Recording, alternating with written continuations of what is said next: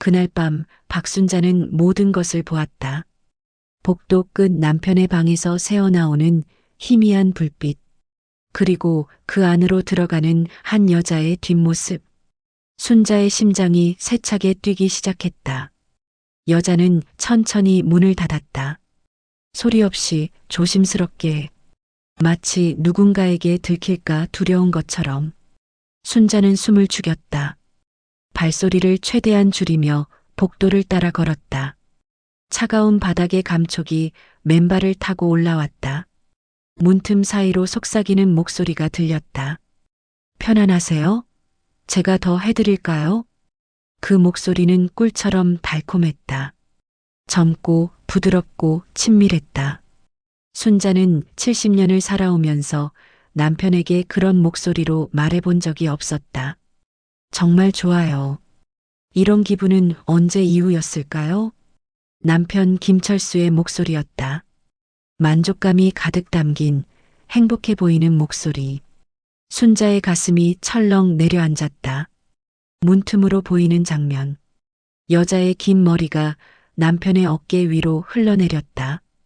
그녀의 손이 남편의 가슴 위를 천천히 움직였다. 순자는 그 자리에 얼어붙었다. 45년. 45년을 함께 살아온 남편이었다. 두 아이를 낳고 손자를 보고 평범하지만 행복한 삶을 살아왔다고 믿었다. 그런데 지금 저 방 안에서는 아버지 손, 정말 큰 손이네요. 여자가 웃으며 말했다. 그리고 자신의 손을 남편의 손에 포겠다. 남편도 웃고 있었다. 순자가 본 적 없는 그렇게 환한 얼굴로. 순자는 벽에 등을 기댔다. 다리에 힘이 풀렸다. 목구멍이 메어왔다. 70세의 나이에 이런 일을 겪게 될 줄은 몰랐다. 방 안에서 다시 목소리가 들렸다. 많이 좋아지셨어요. 내일도 와드릴게요. 고마워. 정말 고마워. 내가 아니었으면 어쩔 뻔했어.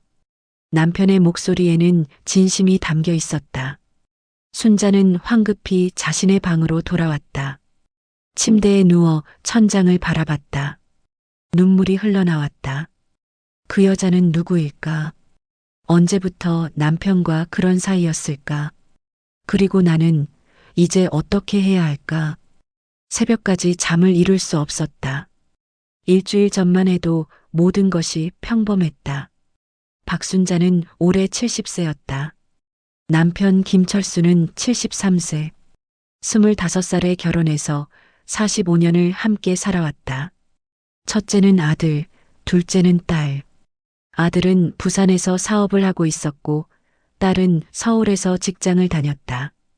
자주 보지는 못했지만 그래도 연락은 자주 했다. 남편은 작년부터 몸이 많이 불편해졌다. 당뇨도 있고 혈압도 높았다. 거동도 점점 힘들어졌다. 순자는 남편을 돌보느라 하루가 정신없이 지나갔다. 아침에 일어나면 세수를 도와드리고 식사를 챙기고 약을 먹이고 병원에 모시고 가고 저녁에는 잠자리를 준비해드렸다. 힘들었다. 70세의 몸으로 73세의 남편을 돌보는 일은 쉽지 않았다. 하지만 45년을 함께 산 사이인데 어쩌겠는가. 그런데 한 달 전부터 이상한 일이 시작됐다. 화요일 오후였다. 순자는 부엌에서 저녁 준비를 하고 있었다. 남편은 거실 소파에서 텔레비전을 보고 있었다. 초인종이 울렸다. 문을 열자 낯선 여자가 서 있었다. 순자는 깜짝 놀랐다. 키는 165cm쯤 되어 보였다. 얼굴은 정말 예뻤다. 피부는 도자기처럼 하얗고 매끄러웠다. 47세라고 했지만 30대 후반처럼 보였다. 베이지색 코트에 검은색 슬랙스를 입고 있었다. 작은 핸드백을 들고 있었다. 마치 드라마에 나오는 여배우 같았다. 안녕하세요. 혹시 김철수 어르신 댁이 맞나요? 목소리도 곱고 부드러웠다. 교육을 잘 받은 사람의 목소리 같았다. 네, 맞는데요. 실례지만 누구세요? 여자는 미소를 지으며 대답했다. 저는 이미경이라고 합니다. 어르신을 도와드리러 왔어요. 도와준다고? 갑자기 무슨 도움을? 순자가 당황하고 있을 때 남편이 거실에서 나왔다. 아, 이분이 오셨구나. 여보, 이분은 우리를 도와주시러 온 분이야. 남편이 그 여자를 알고 있다는 게 더 이상했다. 미경이라는 여자는 그날부터 거의 매일 집에 왔다. 처음에는 일주일에 한두 번이었다. 그러다 점점 자주 와서 나중에는 매일 왔다. 아침 9시쯤 와서 저녁 8시, 9시까지 있었다. 때로는 밤까지도. 처음 며칠은 순자도 고마웠다. 남편 돌보는 일이 워낙 힘들었으니까. 미경이 하는 일들은 정말 세심했다. 혈압을 재고 약을 챙겨드리고 식사를 도와드렸다. 심지어 목욕까지 시켜드렸다. 어머니, 편히 쉬세요. 제가 아버지 모시겠어요. 그렇게 말하면서 모든 걸 대신해 주었다. 하지만 시간이 지나면서 뭔가 이상하다는 걸 느꼈다. 미경이 남편을 대하는 방식이 너무 친밀했다. 단순히 간병인이 환자를 돌보는 게 아니었다. 목소리부터 달랐다. 순자에게 말할 때는 그냥 평범하게 말했다. 하지만 남편에게 말할 때는 목소리 자체가 달콤해졌다. 아버지, 오늘 기분은 어떠세요? 많이 아프세요? 그 억양, 그 톤. 45년을 살아오면서 그런 식으로 남편에게 말하는 사람을 본 적이 없었다. 그리고 남편도 달라졌다. 평소에 순자에게는 말도 별로 안 하던 남편이 미경이 오면 완전히 달라졌다. 미경아, 고마워. 덕분에 정말 좋아졌어. 남편이 그렇게 생기 넘치는 모습을 보인 게 언제였을까? 일주일쯤 지났을 때 순자는 충격적인 장면을 목격했다. 시장에 갔다가 지갑을 두고 온 걸 깨달았다. 급히 집으로 돌아왔다. 거실에서 미경이 남편의 어깨를 주무르고 있었다. 처음에는 단순한 마사지인 줄 알았다. 남편 어깨가 많이 아프니까 당연하다고 생각했다. 하지만 자세히 보니 달랐다. 미경의 손길이 너무 부드럽고 섬세했다. 그녀의 손이 남편의 목덜미부터 시작해서 어깨, 등까지 천천히 움직였다. 마치 남편의 몸을 속속들이 알고 있는 것처럼. 남편은 눈을 감고 깊은 한숨을 내쉬었다. 표정이 정말 황홀해 보였다. 마치 20년은 젊어진 것 같은 얼굴이었다. 기분이 좋아지시나요? 미경의 목소리는 꿀처럼 달콤했다. 숨결이 남편의 귓가에 닿을 듯 가까이에서 속삭였다. 네, 정말 좋아요. 이런 기분 느껴본 지 정말 오래됐어요. 남편의 목소리에서도 뭔가 다른 감정이 느껴졌다. 단순한 고마움이 아닌 남자와 여자 사이에 그런 깊은 무언가가. 순자는 그 모습을 보면서 가슴이 답답해졌다. 45년 동안 순자만 그렇게 남편을 만져왔는데 이제는 그 젊고 아름다운 여자가 대신하고 있었다. 그날 이후로 순자는 두 사람을 유심히 지켜봤다. 미경이 남편과 대화할 때의 모습, 남편의 손을 만지고 얼굴 가까이 다가가고 웃으며 농담하는 모습, 그리고 남편도 미경만 오면 완전히 다른 사람이 됐다. 평소에는 기운 없이 누워만 있던 사람이 미경이 오기 전에는 혼자서 세수도 하고 머리도 빗었다. 마치 데이트를 앞둔 50대 남자처럼. 더 충격적인 건 미경이 순자가 45년 동안 해온 일들을 똑같이 하고 있다는 것이었다. 아침에 남편을 깨우고 식사를 준비하고 약을 챙기고 병원에 동행하고 심지어 빨래까지. 순자는 점점 확신하게 됐다. 저 여자는 단순한 간병인이 아니다. 남편과 저 여자 사이에는 뭔가 있다. 미경은 이제 아예 이 집의 여주인처럼 굴고 있었다. 작은 가방 하나로 들어와서는 남편의 모든 일상을 지배했다. 아침에 순자가 잠에서 깨면 미경이 벌써 와 있었다. 부엌에서 아침을 준비하고 있었다. 냉장고 어디에 뭐가 있는지, 식기는 어느 찬장에 있는지 모든 것을 알고 있었다. 심지어 순자가 평소에 쓰던 앞치마까지 두르고 있었다. 어머니, 주무셨어요? 제가 아침 준비했어요. 미경은 자연스럽게 말했다. 마치 오랫동안 이 집에서 살아온 사람처럼. 순자는 거실 구석에 앉아서 그들을 바라봤다. 미경이 남편 옆에 앉아 혈당을 재고 있었다. 작은 기계로 남편의 손가락을 찔러 피 한 방울을 짜냈다. 조금 높네요. 오늘은 단 거 드시면 안 돼요. 그녀의 목소리는 걱정스러웠다. 진심으로 걱정하는 목소리였다. 남편은 고개를 끄덕였다. 순자의 말에는 짜증을 냈던 남편이 미경의 말에는 순순히 따랐다. 순자는 묻고 싶었다. 남편이 언제부터 당뇨 환자가 되었는지, 왜 자신은 그걸 몰랐는지. 하지만 입이 떨어지지 않았다. 점심시간이 되었다. 미경이 밥상을 차렸다. 하지만 순자의 자리는 없었다. 오직 남편과 미경, 두 사람만의 식탁이었다. 순자는 멀찍이 떨어진 거실 구석에서 그들을 바라봤다. 미경이 남편에게 반찬을 떠주고 있었다. 이것도 드세요. 몸에 좋아요. 남편은 평소에 싫어하던 나물 반찬도 그녀가 주면 그냥 받아 먹었다. 미경아, 내가 해주는 음식이 제일 맛있어. 순자는 45년 동안 차려준 밥상에 대해 그런 말을 들어본 적이 없었다. 식사 도중 미경의 휴대폰이 울렸다. 그녀는 전화를 보더니 목소리가 작아졌다. 또 회사에서 연락 왔어. 어머니 때문에 조퇴하고 결근한다고, 언제까지 이럴 수는 없다고 하네. 미경의 목소리에 울음기가 섞여 있었다. 남편이 그녀의 손을 잡았다. 미안해. 남편이 말했다. 순자는 혼란스러웠다. 미경이 왜 남편에게 미안하다는 말을 듣고 있을까? 그리고 어머니 때문이라는 말은 또 무엇일까? 오후가 되자 미경은 청소를 시작했다. 이상했다. 그녀는 마치 이 집의 구조를 훤히 알고 있는 것처럼 모든 곳을 정확히 찾아서 청소했다.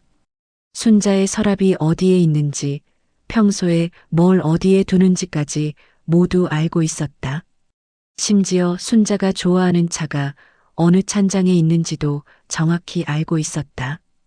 왼쪽 찬장 두 번째 칸. 거기에 순자가 아끼는 유자차가 있었다. 낯선 여자가 어떻게 이 모든 것을 알 수 있을까? 미경은 청소를 하면서도 자꾸 순자를 힐끔힐끔 쳐다봤다. 걱정스러운 눈빛으로. 마치 순자가 쓰러질까봐 걱정하는 것 같았다. 왜 그럴까? 순자는 멀쩡한데. 저녁 시간이 되었다. 미경이 차를 끓였다. 은은한 꽃차 향기가 집안에 퍼졌다. 남편에게 차잔을 건네주면서 그녀의 긴 머리카락이 남편의 어깨에 스쳤다. 남편은 그 부드러운 감촉을 피하지 않았다. 오히려 고개를 살짝 돌려 그녀의 향기를 맡는 것 같았다. 순자는 질투로 온몸이 떨렸다. 그 향기는 예전에 순자가 풍기던 향기와 비슷했다. 아니, 더 젊고 더 유혹적이었다. 미경은 남편 옆에 앉았다.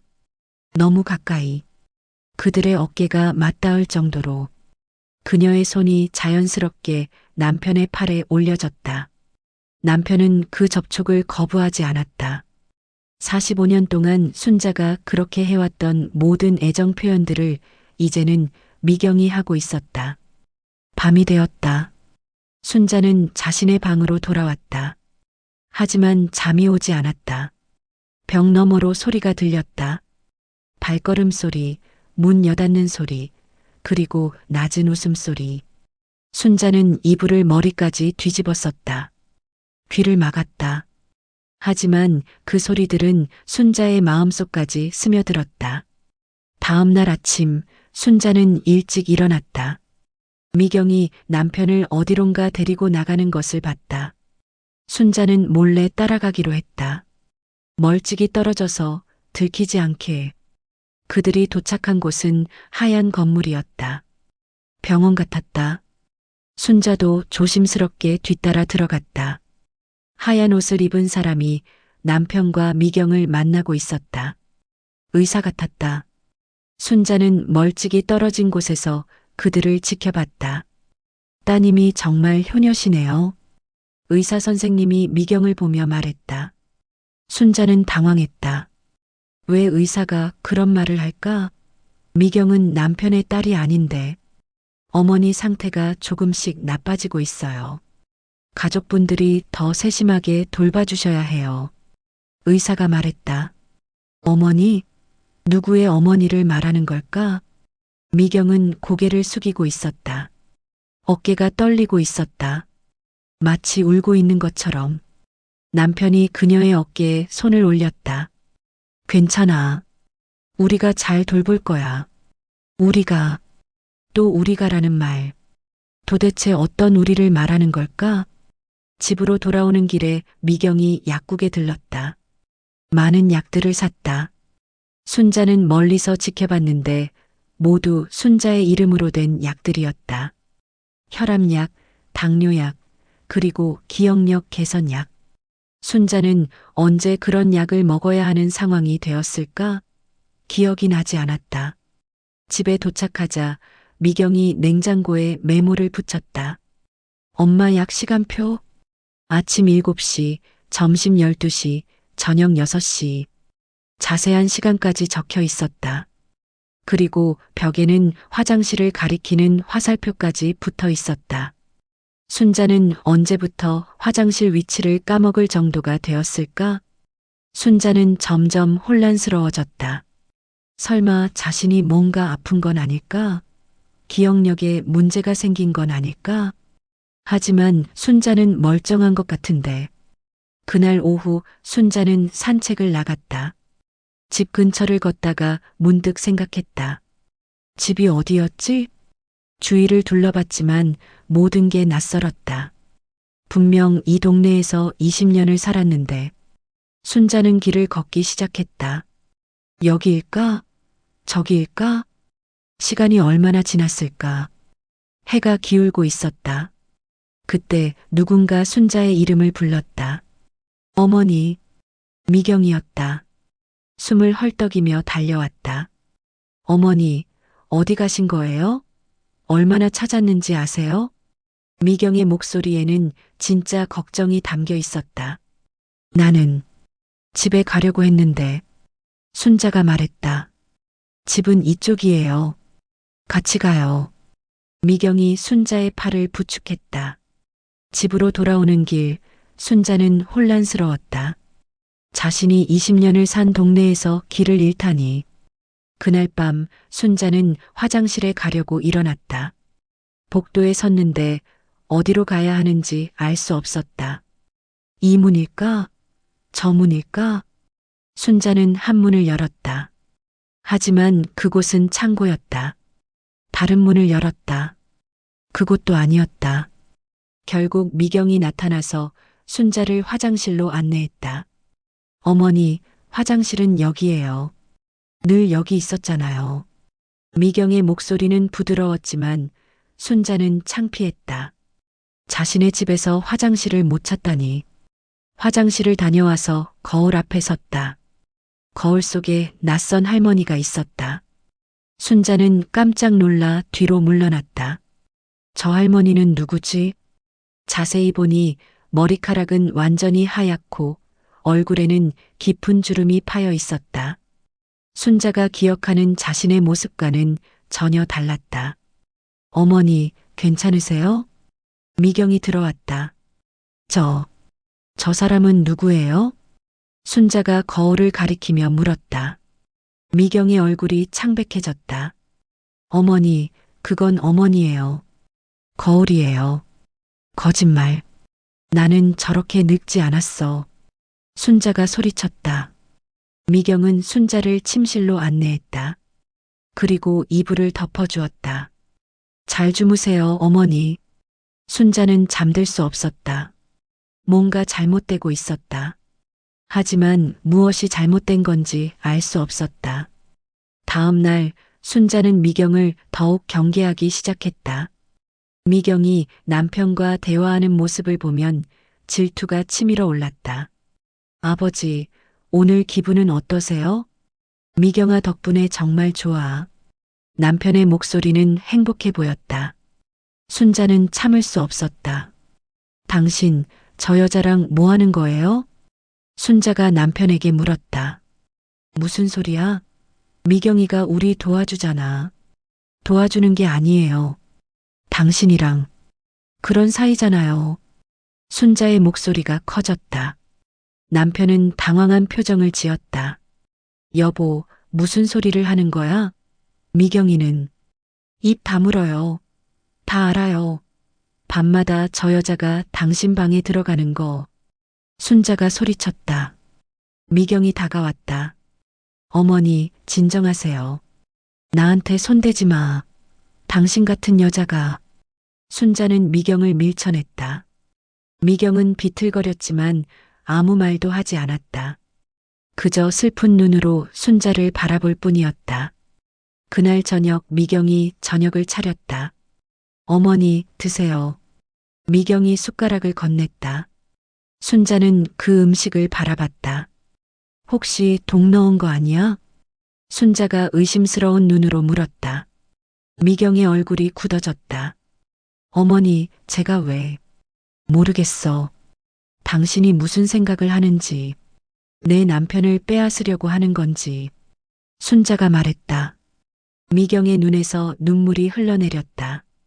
그 눈물을 보는 순간 순자는 뭔가 잘못되고 있다는 느낌을 받았다. 하지만 무엇이 잘못된 건지 알 수 없었다. 날이 갈수록 순자의 의심은 확신으로 변했다. 미경은 남편의 애인이다. 그것도 아주 뻔뻔한 애인. 순자의 눈앞에서 남편과 그런 짓을 하고 있었다. 어느 날 아침 순자는 미경이 차려준 음식을 한 입도 먹지 않았다. 왜 안 드세요? 미경이 걱정스럽게 물었다. 당신이 만든 거 안 먹어. 순자가 단호하게 말했다. 어머니, 드셔야 해요. 약도 드셔야 하고. 약? 무슨 약? 나 안 아파. 순자가 소리쳤다. 남편이 나섰다. 순자야, 미경이 말 좀 들어. 내가 약을 안 먹으면 당신은 입 다물어요. 저 여자 편만 들고. 순자는 남편을 향해 소리쳤다. 남편은 순자에게 다가와 손을 잡으려 했다. 순자야, 나야. 45년을 함께 산 당신 남편이야. 남편의 목소리는 떨리고 있었다. 하지만 순자는 그 손을 뿌리쳤다. 당신 누구예요? 내 남편은 저 젊은 여자랑 어디 갔어요? 순자가 소리쳤다. 그 순간 남편의 눈에서 눈물이 흘러내렸다. 73세 남자가 그렇게 무너져 내리는 모습. 순자야, 제발. 남편의 목소리는 완전히 부서져 있었다. 미경이 남편을 부축했다. 아버지, 괜찮으세요? 미경아, 나는 어떻게 해야 하지? 남편이 미경에게 물었다. 아버지, 어머니는 지금 많이 혼란스러우신 거예요. 병 때문이에요. 나도 알아. 하지만 내 아내가 나를 몰라본다는 게. 남편은 소파에 주저앉았다. 순자는 그 모습을 보면서 뭔가 이상함을 느꼈다. 남편이 정말로 괴로워하고 있었다. 연기가 아니었다. 하지만 왜? 그날 오후 순자는 혼자 거실에 앉아 있었다. 미경과 남편은 침실에서 무언가 이야기하고 있었다. 순자는 귀를 기울였다. 아버지, 제가 어머니 좀 더 자주 봐야 할 것 같아요. 미경의 목소리였다. 미경아, 내가 너무 힘들 텐데. 회사도 있고. 괜찮아요. 어머니가 더 중요해요. 고마워. 정말 고마워. 내가 아니었으면 우리 정말 어떻게 했을지. 남편의 목소리가 떨렸다. 순자는 혼란스러웠다.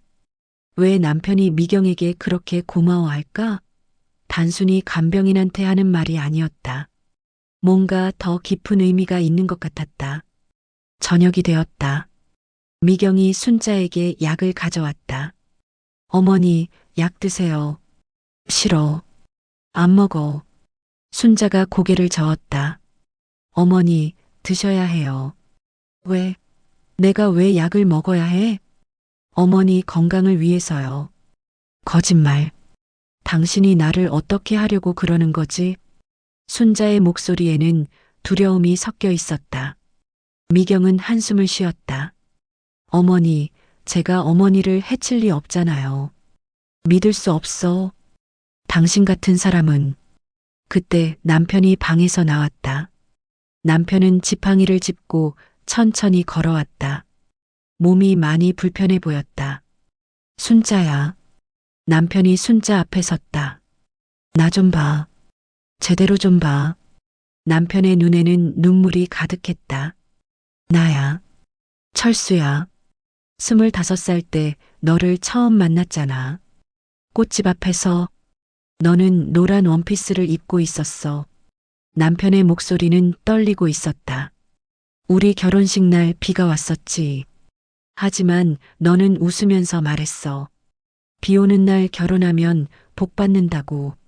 순자는 그 말을 들으면서 뭔가 기억이 떠오르는 것 같았다.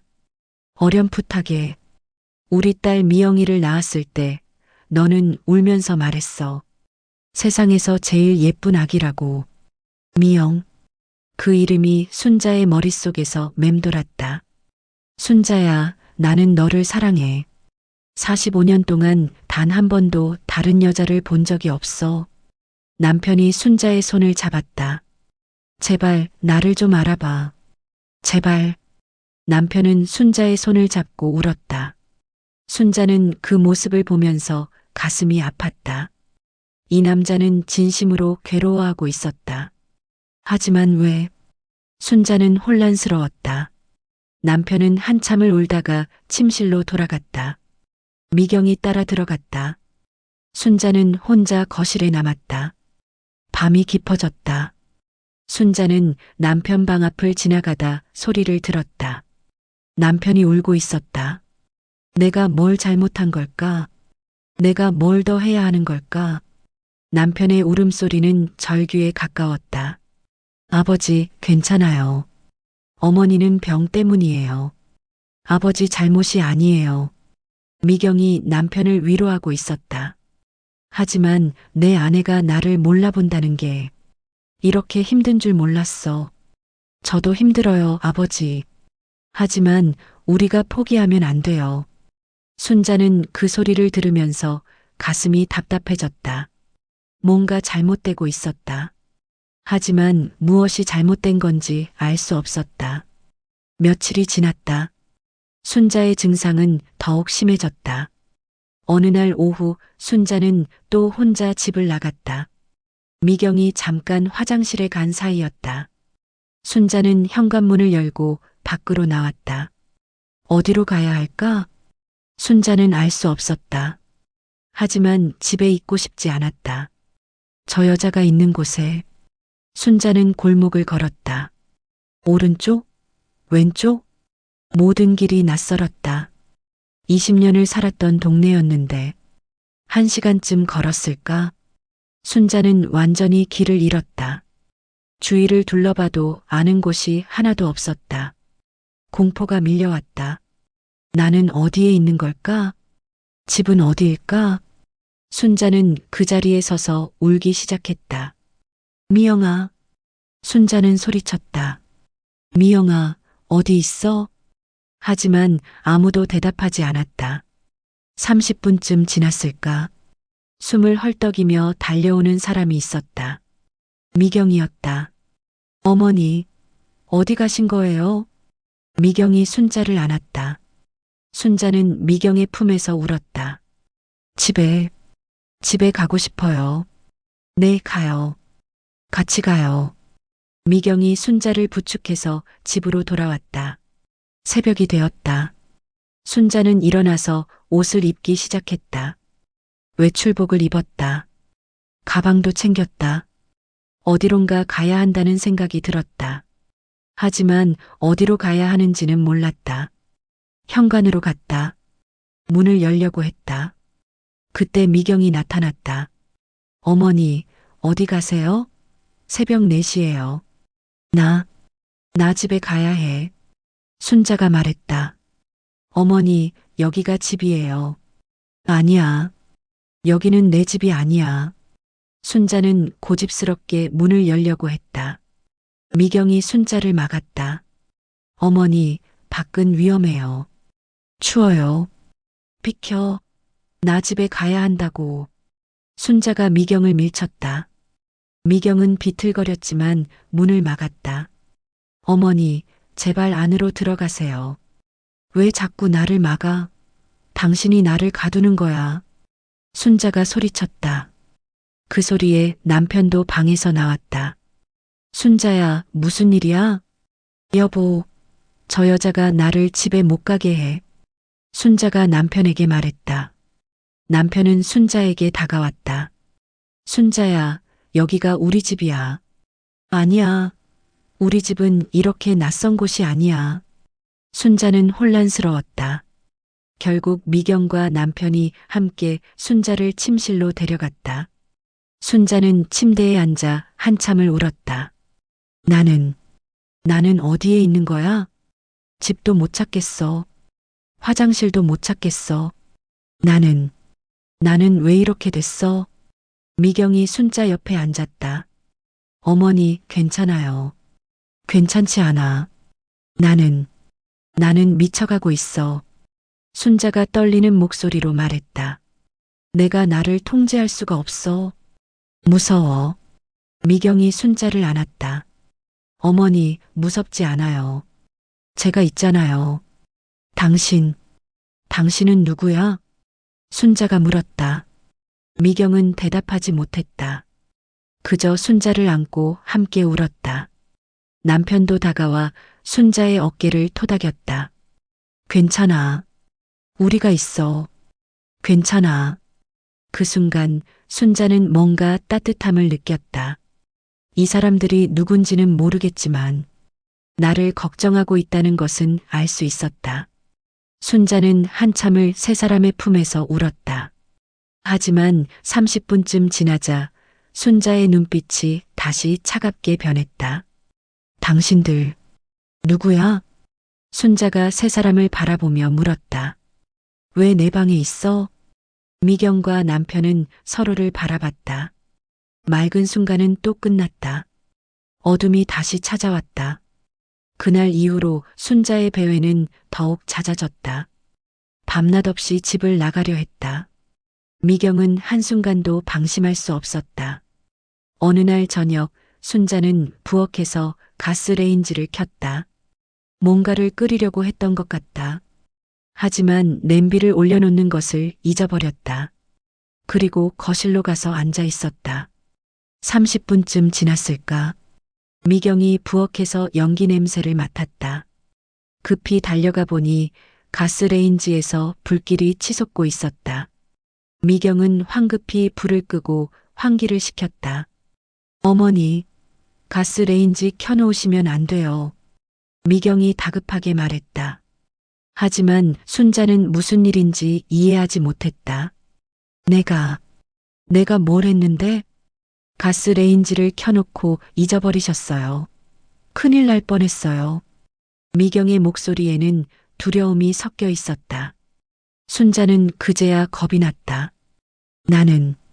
나는 기억이 안 나. 순자는 바닥에 주저앉았다. 나는 정말 미쳤나 봐. 미영이 순자를 안았다. 아니에요, 어머니. 병 때문이에요. 병? 무슨 병? 치매예요, 어머니. 미경이 조심스럽게 말했다. 순자는 그 말을 듣고 멍해졌다. 치매. 그 무서운 병. 나는 치매야? 네, 어머니. 순자는 한참을 말없이 앉아 있었다. 그리고 천천히 일어나 자신의 방으로 갔다. 침대에 누워 천장을 바라봤다. 치매. 모든 것을 잊어버리는 병. 사랑하는 사람조차 알아보지 못하는 병. 순자는 눈물을 흘렸다. 하지만 5분쯤 지나자 순자는 방금 들었던 말을 잊어버렸다. 무슨 이야기를 했었지? 왜 내가 울고 있지? 순자는 알 수 없었다. 그저 가슴이 답답하고 무서웠다. 뭔가 중요한 것을 잊어버린 것 같았다. 아주 중요한, 아주 두려운 것을. 하지만 그것이 무엇인지 알 수 없었다. 날이 갈수록 순자의 상태는 더욱 악화되었다. 어느 날 아침 순자는 미경을 보자마자 소리를 질렀다. 나가. 우리 집에서 나가. 어머니 내 남편 빼앗아간 나쁜 여자. 나가라고. 순자는 미경에게 달려들었다. 미경의 뺨을 때렸다. 미경은 비틀거렸다. 어머니, 진정하세요. 진정? 내가 어떻게 진정해? 당신이 내 남편을. 순자는 계속 미경을 때렸다. 남편이 달려와 순자를 말렸다. 순자야, 안 돼. 왜 나를 말려요? 저 여자가 당신이랑. 순자의 목소리는 절규에 가까웠다. 미경의 뺨에는 빨간 손자국이 남아 있었다. 그리고 눈에서는 눈물이 흘러내리고 있었다. 하지만 미경은 화를 내지 않았다. 그저 슬픈 눈으로 순자를 바라볼 뿐이었다. 순자는 갑자기 힘이 빠졌다. 바닥에 주저앉았다. 나는 뭘 하고 있는 거지? 순자가 중얼거렸다. 하지만 10분도 지나지 않아 순자는 다시 미경을 경계하기 시작했다. 너 누구야? 왜 우리 집에 있어? 미경은 그 자리에 주저앉았다. 남편 철수는 더 이상 견딜 수 없었다. 베란다로 나가 혼자 앉았다. 순자는 남편을 멀리서 바라봤다. 남편의 어깨가 떨리고 있었다. 울고 있는 것 같았다. 왜 울까? 순자는 알 수 없었다. 며칠 후 늦둥이 아들이 집에 왔다. 군대에서 휴가를 나온 것 같았다. 젊은 남자였다. 순자는 그 남자를 본 적이 없었다. 누구세요? 순자가 물었다. 어머니, 저 준호예요. 아들이요. 젊은 남자가 말했다. 거짓말. 내 아들은 부산에 있어. 순자가 말했다. 젊은 남자의 얼굴이 창백해졌다. 그때 미경이 나타났다. 순자는 미경을 가리키며 소리쳤다. 저 여자 때문이야. 저 여자가 우리 집을 망쳤어. 어머니, 저 여자가 내 남편이랑 바람 피웠어. 그래서 당신이 태어난 거야. 순자는 젊은 남자를 가리키며 말했다. 당신은 그 둘 사이에서 태어난 자식이야. 그 순간 젊은 남자는 완전히 무너졌다. 누나, 엄마가 왜 이렇게 됐어? 젊은 남자가 미경을 보며 울었다. 미경도 함께 울었다. 남편도 나와서 함께 울었다. 세 사람이 거실에서 울고 있었다. 순자는 그 모습을 보며 혼란스러웠다. 왜 울까? 내가 뭘 잘못했을까? 하지만 알 수 없었다. 그날 밤 순자는 혼자 방에 누워 있었다. 집은 조용했다. 너무 조용했다. 순자는 불안했다. 뭔가 잘못되고 있다는 느낌이 들었다. 하지만 무엇이 잘못된 건지 알 수 없었다. 거울을 봤다. 거울 속에는 낯선 할머니가 있었다. 완전히 하얗게 센 머리, 깊은 주름, 말라버린 얼굴. 이 사람은 누구일까? 순자는 거울 속 할머니를 계속 바라봤다. 그 할머니도 순자를 바라보고 있었다. 그날 밤 김미영은 어머니의 방문 앞에서 한참을 서 있었다. 3개월 동안 이런 지옥 같은 날들이 반복되었다. 새벽마다 들리는 어머니의 비명, 자신을 불륜녀로 보는 어머니의 눈빛, 그리고 동생 준호까지 혼의 자식으로 몰아버린 오늘. 미영은 거울을 봤다. 거울 속에는 낯선 여자가 있었다. 5kg이나 빠진 몸, 눈밑 깊은 다크서클, 반 이상 빠진 머리카락. 이것이 정말 자신일까? 3개월 전만 해도 자신은 회사에서 인정받는 직원이었다. 사랑하는 남편과 2아이가 있는 행복한 엄마였다. 하지만 지금은 미영의 휴대폰이 울렸다. 회사였다. 이번 주가 마지막입니다. 차갑고 단호한 목소리. 더 이상 기다릴 수 없어요. 결근이 너무 잦습니다. 미영은 대답할 수 없었다. 15년간 다닌 회사. 승진도 빠르고 동료들에게 인정받던 직장. 모든 것이 무너져 내리고 있었다. 전화를 끊고 남편에게서 문자가 왔다.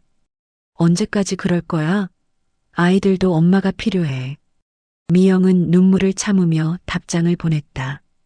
미안해. 조금만 더 기다려줘.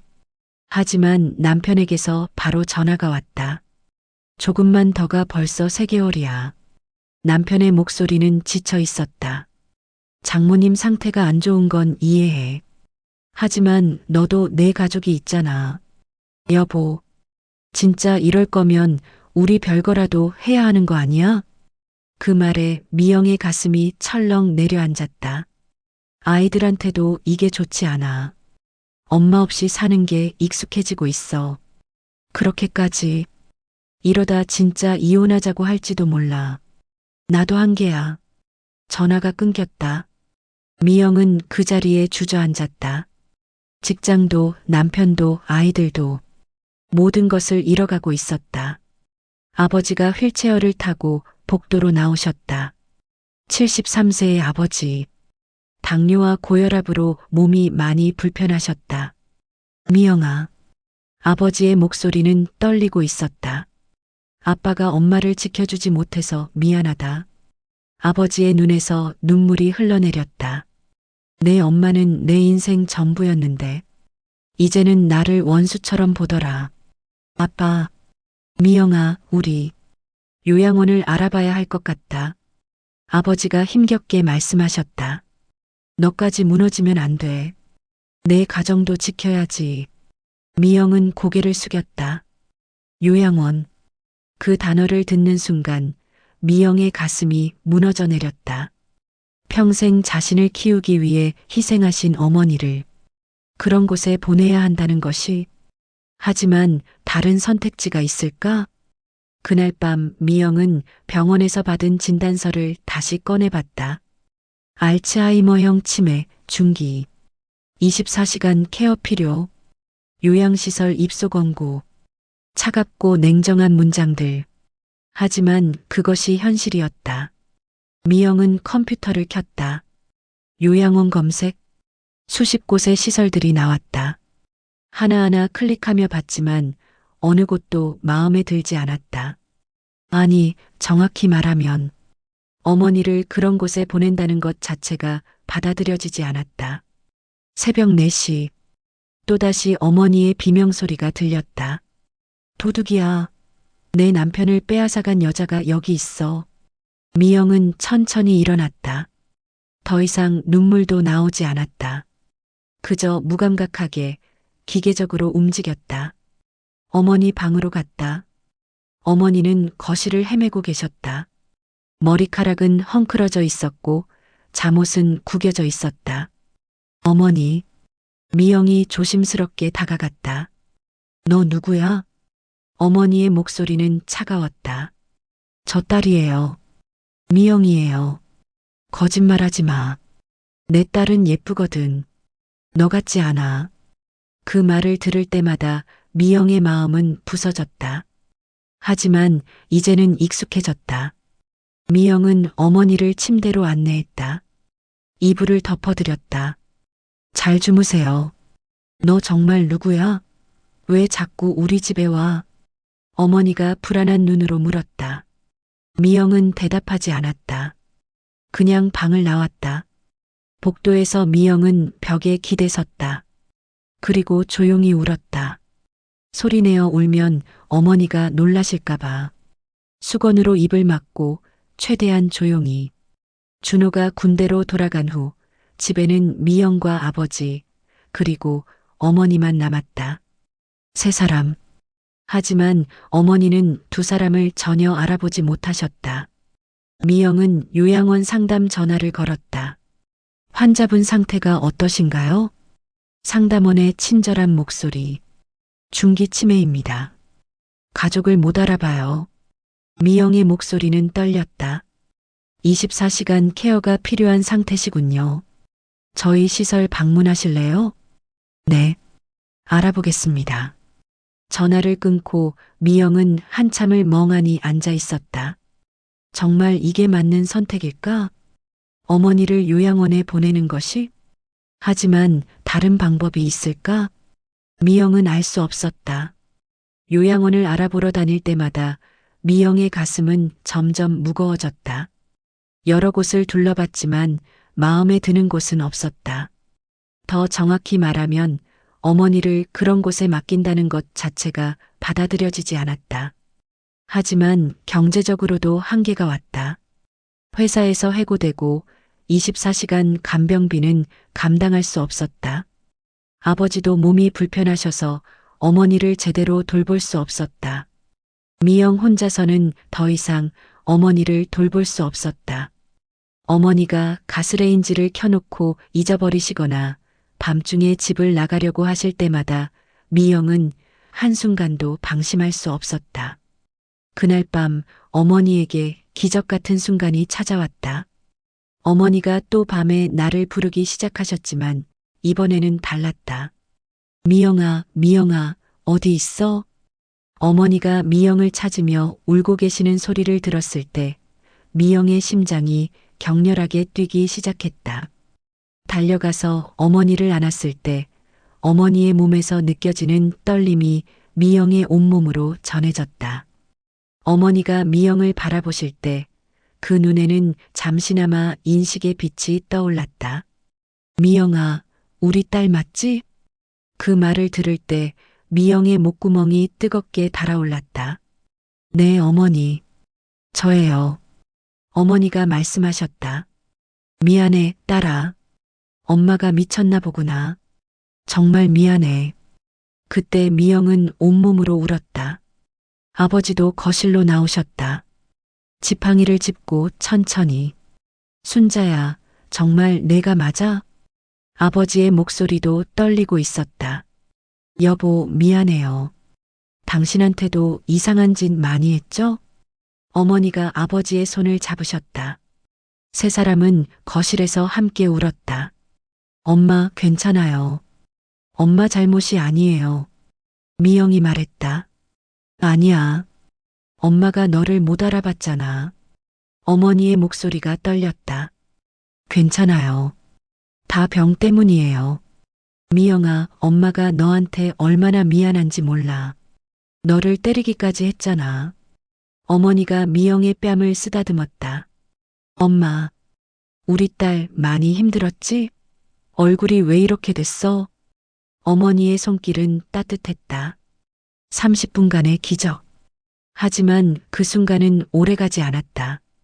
어머니의 눈빛이 다시 흐려지기 시작했다. 여기가 어디지? 어머니가 주위를 둘러보며 말씀하셨다. 엄마, 집이에요. 우리 집. 미영이 말했다. 우리 집? 당신 누구야? 어머니의 목소리가 다시 차갑게 변했다. 미영의 가슴이 철렁 내려앉았다. 맑은 순간은 끝났다. 다시 어둠이 찾아왔다. 그것이 어머니와 미영 사이의 마지막 온전한 대화였다는 것을 그때는 몰랐다. 다음 날 아침 어머니는 또 미영을 모르셨다. 여기 왜 낯선 여자가 있어? 내 남편은 어디 갔어? 그 말을 들을 때 미영의 마음은 완전히 부서져 버렸다. 미영은 울면서 요양원 입소 서류를 작성했다. 펜을 잡은 손은 심하게 떨리고 있었고 눈물이 서류 위로 떨어져 글씨를 번지게 했다. 아버지가 옆에서 미영의 어깨를 토닥였다. 미영아, 이게 최선이야. 엄마도 이해하실 거야. 아버지의 목소리도 떨리고 있었다. 서류를 작성하고 나서 미영은 어머니 방을 정리하기 시작했다. 요양원에 가져갈 옷들을 챙기면서 미영은 서랍 깊숙한 곳에서 낡은 상자 하나를 발견했다. 상자를 열자 안에는 오래된 물건들이 가득 들어 있었다. 첫 번째로 꺼낸 것은 편지였다. 어린아이의 글씨로 적혀 있었다. 엄마 사랑해요. 대학교 가서도 엄마를 잊지 않을게요. 나중에 돈 많이 벌어서 엄마한테 효도할게요. 마이너스 미영이가. 미영은 그 편지를 보는 순간 눈물이 쏟아졌다. 자신이 대학교 입학할 때 쓴 편지였다. 어머니는 그 편지를 25년 동안 간직하고 계셨던 것이다. 두 번째로 꺼낸 것은 앨범이었다. 첫 페이지를 펼치자 아기 사진이 있었다. 돌잔치 사진. 젊은 어머니가 아기를 안고 웃고 있었다. 그 아기가 미영이었다. 다음 페이지에는 초등학교 입학식 사진. 어머니가 미영의 손을 잡고 학교 앞에 서 있었다. 고등학교 졸업식, 대학교 입학식. 모든 순간을 어머니는 사진으로 남겨두셨다. 세 번째로 꺼낸 것은 일기장이었다. 미영은 떨리는 손으로 일기장을 펼쳤다. 미영이가 요즘 너무 힘들어 보인다. 내가 도움이 되고 싶은데 오히려 짐이 되는 것 같아 미안하다. 그 글을 읽을 때 미영의 목구멍이 메어왔다. 가끔 깜빡깜빡하는 일이 많아졌다. 어제는 화장실 위치를 잊어버렸다. 혹시 내가 치매가 아닐까? 미영이한테는 말하지 말아야지. 걱정할까봐. 그 부분에서 미영은 완전히 무너져 내렸다. 어머니는 이미 자신의 상태를 알고 계셨던 것이다. 그런데도 미영을 걱정시키지 않으려고 혼자 견디고 계셨던 것이다. 요즘 자꾸 미영이를 못 알아본다. 아까도 미영이를 보고 누구냐고 물었다. 미영이가 울었다. 내가 왜 이러는지 모르겠다. 무섭다. 남편도 가끔 못 알아본다. 45년을 함께 살았는데 어제는 남편을 보고 누구냐고 소리를 질렀다. 남편이 울었다. 내가 뭘 잘못한 걸까? 미영이가 회사를 그만뒀다고 한다. 나 때문이다. 내가 짐이 되고 있다. 미안하다. 정말 미안하다. 마지막 페이지에는 이런 글이 적혀 있었다. 미영아, 엄마가 이상해져도 미워하지 마. 엄마는 평생 너를 사랑했다는 걸 기억해줘. 사랑은 기억보다 강하다. 비록 엄마가 모든 것을 잊어버릴지라도 엄마 마음 깊은 곳에 사랑만은 영원할 거야. 그 글을 읽을 때 미영은 일기장을 가슴에 안고 통곡했다. 어머니는 마지막까지 미영을 걱정하고 계셨던 것이다. 아버지가 들어와 미영의 어깨를 안았다. 아빠도 이 일기장 몰랐어. 엄마가 혼자 쓰셨나 봐. 아버지의 목소리도 떨리고 있었다. 아빠, 엄마는 다 아셨던 거예요. 자신이 이상해지고 있다는 걸. 그랬나 봐. 우리 순자가 얼마나 무서웠을까. 두 사람은 한참을 울었다. 요양원으로 어머니를 모셔가는 날. 어머니는 끝까지 저항하셨다. 싫어. 집에 가고 싶어. 내 남편이 기다리고 있어. 어머니의 울부짖음이 복도에 울려 퍼졌다. 요양원 직원들이 어머니를 진정시키려 했지만 쉽지 않았다. 미영과 아버지는 차 안에서 지켜보며 목이 터져라 울었다. 마지막에 어머니가 창문 너머로 미영을 바라보셨을 때 그 눈빛이 잠시 또렷해지더니 입 모양으로 미영아라고 말씀하시는 것을 봤다. 그것이 어머니가 미영의 이름을 부른 마지막이었다. 차가 멀어질 때까지 미영은 그 창문을 바라봤고 얼굴은 눈물로 범벅이 되어 있었다. 집으로 돌아오는 길에 남편에게서 전화가 왔다. 장모님은 잘 모셨어? 남편의 목소리는 이전보다 조금 부드러웠다. 응, 요양원에 모셨어. 그래, 너도 이제 좀 쉬어.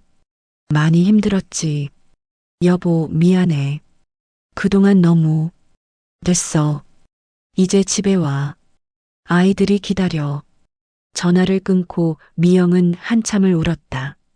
어머니를 요양원에 보낸 죄책감. 하지만 동시에 조금의 안도감. 그 복잡한 감정들이 뒤섞여 미영을 짓눌렀다. 요양원에 계신 동안 미영은 매일 어머니를 찾아갔다. 하지만 어머니는 미영을 전혀 알아보지 못하셨다.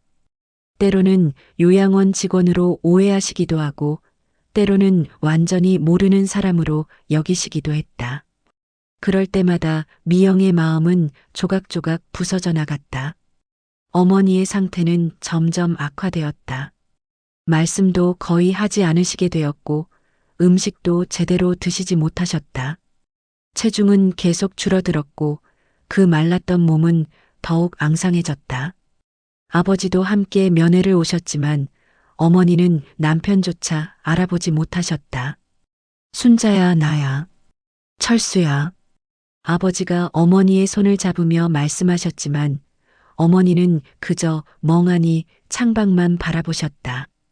3개월 후 어머니가 요양원에서 돌아가셨다는 연락을 받았을 때 미영의 다리에서 완전히 힘이 빠졌다. 병원복도 바닥에 주저앉은 채 미영은 통곡했다. 어머니의 마지막 순간에 함께 있지 못했다는 죄책감이 미영을 짓눌렀다. 혼자서 돌아가셔야 했던 어머니를 생각하니 가슴이 찢어질 것 같았다. 아버지도 함께 우셨다. 내가 더 일찍, 더 잘 돌봤어야 했는데. 아버지의 목소리는 후회로 가득 차 있었다. 어머니의 장례를 치르면서 빈 장례식장이 얼마나 쓸쓸한지 절실히 느꼈다. 조문객은 많지 않았다. 어머니가 평생 그렇게 많은 사람들을 도우며 사셨는데 마지막에는 이렇게 조용하게 떠나시다니. 남편이 아이들을 데리고 왔다. 엄마. 아이들이 미영의 품에 안겼다. 할머니는 어디 가셨어요? 큰아이가 물었을 때 미영은 눈물을 참으며 대답했다. 할머니는 이제 편히 쉬시는 거야. 아프지 않은 곳에 가신 거야. 남편이 미영의 어깨를 토닥였다. 고생 많았어. 정말 고생 많았어. 그 말에 미영은 다시 울었다. 1년이 지났다. 미영은 다시 집으로 돌아왔다. 남편과의 관계도 천천히 회복되고 있었다. 별거 이야기는 더 이상 나오지 않았다. 미안해. 그때 내가 너무 이해 못해줬어. 남편이 말했다. 아니야. 나도 미안해. 당신이랑 애들한테 너무 무심했었던 것 같아. 새로운 직장을 구했지만 예전만큼 열정적이지는 못했다. 하지만 괜찮았다. 아이들과 함께 저녁을 먹고 남편과 대화하고 평범한 일상을 사는 것. 그것만으로도 감사했다. 아버지는 요양보호사의 도움을 받으며 혼자 지내고 계셨다. 미영은 일주일에 한두 번 아버지를 찾아뵙고 함께 식사를 했다. 아빠, 괜찮으세요? 괜찮아. 내가 자주 와주니까. 아버지의 목소리는 예전보다 차분했다. 순자가 보고 싶긴 하지만 이제는 편히 쉬고 있을 거야. 가끔 어머니 무덤에 찾아갈 때마다 그곳의 고요함이 미영의 마음을 달래주었다. 어머니, 저 이제 알겠어요. 미영이 어머니 묘비 앞에서 말했다. 어머니가 저를 불륜녀로 본 게 아니라 정말로 저를 모르셨던 거였어요. 그래도 마지막에 제 이름을 불러주셔서 감사해요. 바람이 살짝 불어와 미영의 머리카락을 흔들었다.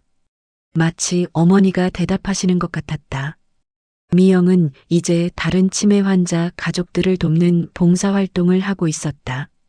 자신이 겪었던 그 지옥 같은 시간들을 다른 가족들이 조금이라도 덜 고통스럽게 겪을 수 있도록 도우려고 했다. 어느 날 한 중년 여성이 미영을 찾아왔다. 어머니가 저를 몰라보세요. 너 누구냐고 물으세요. 그 여성의 목소리는 떨리고 있었다. 미영은 그녀의 손을 잡았다. 저도 그랬어요. 제 어머니도 저를 불륜녀로 오해하셨어요. 정말요? 네. 3개월 동안 저를 아버지의 애인으로 보셨죠. 미영이 자신의 이야기를 들려주자 그 여성은 울음을 터뜨렸다. 저만 그런 게 아니었네요. 아니에요. 많은 가족들이 겪는 일이에요. 미영이 말했다. 환자가 당신을 모른다고 해서 사랑이 사라진 것은 아니에요. 그분의 마음 깊은 곳에는 여전히 가족에 대한 사랑이 남아 있어요. 하지만 너무 힘들어요. 저도 알아요. 그래서 혼자 버티지 마세요. 미영이 진심으로 말했다. 저도 혼자 버티려 했어요. 하지만 결국 모든 게 무너졌죠. 직장도 잃고 가족과도 멀어지고 제 건강도 망가졌어요. 그럼 어떻게 해야 하나요? 도움을 요청하세요. 요양원도 고려하세요. 처음에는 죄책감이 들겠지만 그게 어머니와 당신 모두를 위한 선택일 수 있어요. 미영이 말했다. 환자를 돌보는 사람이 쓰러지면 아무도 돌볼 수 없으니까요. 그 여성은 고개를 끄덕이며 울었다. 미영은 그녀를 안아주었다. 아이들과의 관계도 천천히 회복되고 있었다. 이제는 할머니의 병에 대해 더 잘 설명해 줄 수 있게 되었고, 아이들도 조금씩 이해하기 시작했다. 엄마, 할머니가 우리를 미워해서 그랬던 게 아니구나. 큰아이가 말했을 때 미영은 아이를 꼭 안아주었다. 그래. 할머니는 병 때문에 헷갈리셨던 거야. 할머니는 항상 우리를 사랑하셨어. 할머니 보고 싶어. 작은아이가 말했다. 나도 보고 싶어. 미영이 대답했다. 비록 어머니는 미영을 기억하지 못하셨지만 미영은 어머니를 영원히 기억할 것이다. 미영을 사랑해 주셨던 어머니. 평생 미영을 위해 희생하셨던 어머니. 우리 딸 미영이가 제일 예뻐. 어머니가 미영의 손을 잡고 말씀하시던 그 따뜻한 목소리를, 미영이 아플 때 밤새 간병해 주시던 그 정성스러운 손길을, 미영이 힘들어할 때마다 엄마가 있으니까 걱정하지 말라고 위로해 주시던 그 든든한 품을 기억할 것이다. 어머니가 미영을 위해 새벽 일찍 일어나 도시락을 싸주시던 모습을, 미영의 학비를 마련하기 위해 밤 늦게까지 일하시던 모습을, 미영이 결혼할 때 눈물을 흘리며 축복해 주시던 모습을 기억할 것이다. 오늘도 미영은 어머니 일기장을 펼쳐본다. 마지막 페이지에 적힌 글을 다시 읽는다. 사랑은 기억보다 강하다. 비록 내가 모든 것을 잊어버릴지라도 내 마음 깊은 곳의 사랑만은 영원할 것이다. 그렇다. 사랑은 기억보다 강하다. 치매가 모든 기억을 앗아갔지만 사랑만은 앗아갈 수 없었다. 그 사랑이 바로 어머니가 미영에게 남겨주신 가장 소중한 유산이다. 오늘도 미영은 어머니 사진을 보며 말한다. 어머니 사랑해요. 그리고 고마워요. 어머니가 저에게 주신 사랑을 제가 이제 다른 사람들에게 나누어 드릴게요. 그것이 딸로서 제가 할 수 있는 마지막 효도라고 생각해요. 바람이 살짝 불어와 창문을 흔들었다. 마치 어머니가 대답하시는 것 같았다. 그래, 우리 딸 잘하고 있어. 그렇게 어머니는 지금도 미영의 곁에 계신다. 구독, 좋아요는 늘 감사합니다.